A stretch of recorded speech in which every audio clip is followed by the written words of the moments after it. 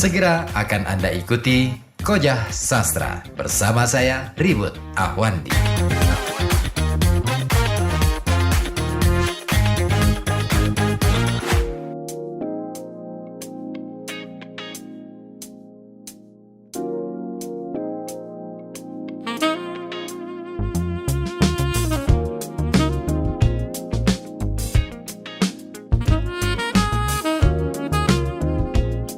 Kembali hadir untuk Anda Kojah Sastra edisi khusus untuk malam hari ini, pembacaan sebuah esai karya Maman S. Mahayana. Tadi saya sudah membacakan untuk Anda bagian awal dari tulisan karya Maman S. Mahayana, sebuah esai yang judulnya Tradisi Kepengarangan. Kita lanjut untuk bagian kedua ya.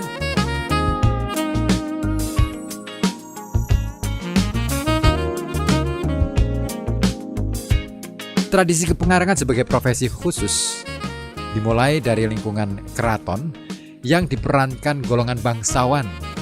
Dalam hal ini, yang dimaksud profesi kepengarangan atau kepujanggaan adalah pekerjaan atau aktivitas yang menghasilkan atau mendatangkan keuntungan tertentu. Pihak kerajaan biasanya memberi balas jasa atas profesi itu dalam bentuk pengayoman. Dalam sistem pengayoman, raja bertindak sebagai pelindung dan kerajaan memberikan berbagai fasilitas tidak hanya kepada pujangga yang bersangkutan, tetapi juga kepada segenap anggota keluarganya. Mengingat pujangga keraton telah menjadi bagian dari keluarga besar kerajaan itu.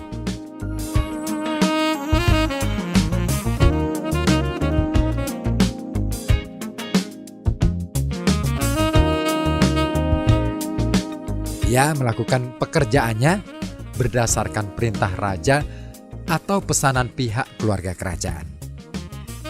Cara penyampaiannya dapat dilakukan secara lisan atau melalui tulisan tangan, bergantung pada tujuan yang hendak disampaikan. Dalam perkembangannya, peran profesi kepengarangan mulai bergeser setelah muncul para pujangga atau penyalin naskah di luar keraton.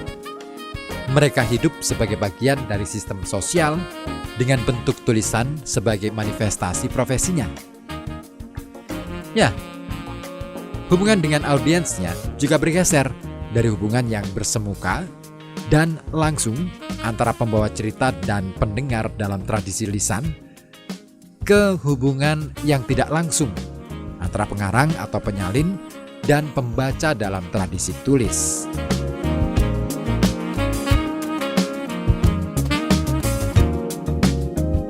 Sebelum mengenal tulisan, kesusastraan tumbuh dan berkembang secara lisan.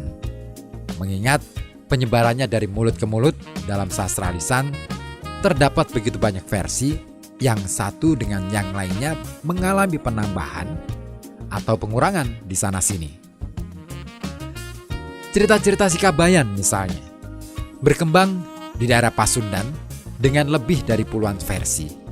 Sangat mungkin pula orang kemudian membuat cerita lucu lainnya dengan mengambil Sikabayan sebagai tokohnya. Bahkan di beberapa daerah di Pasundan, masyarakat percaya akan keberadaan Sikabayan. Tidak sedikit pula orang yang berziarah ke makam-makam yang dipercayai sebagai kuburan Sikabayan.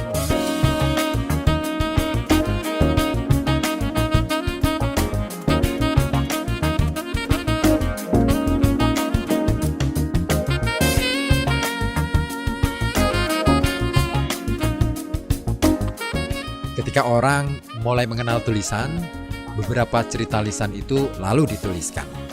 Banyak pula cerita itu sengaja dibuat atas suruhan raja, sultan, atau bangsawan yang gemar akan cerita-cerita itu. Beberapa pejabat Belanda juga banyak yang menyuruh pegawainya yang pribumi untuk menyalin cerita-cerita yang pernah didengarnya.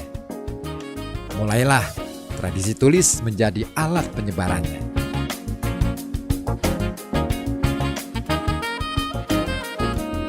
Kesusastraan yang semula berkembang secara lisan dari mulut ke mulut, penyebarannya kemudian dilakukan dalam bentuk tulis. Caranya dilakukan dengan mencatat kembali cerita-cerita lisan atau menyalin kembali cerita yang terdapat dalam naskah-naskah, atau sengaja membuat versi baru dari cerita yang pernah didengarnya.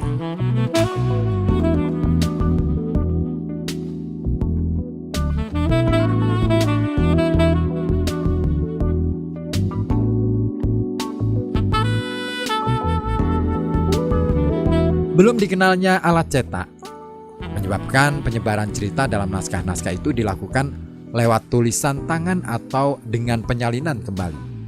Akibatnya, cerita dalam naskah-naskah itu pun juga sering mengalami perubahan.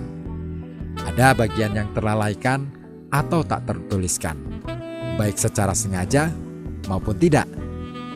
Ada yang dihilangkan atau ditambahkan, bahkan ada yang hanya jalan cerita dan tokoh-tokohnya saja yang disalin, sedangkan peristiwa-peristiwanya sengaja disalin secara berbeda.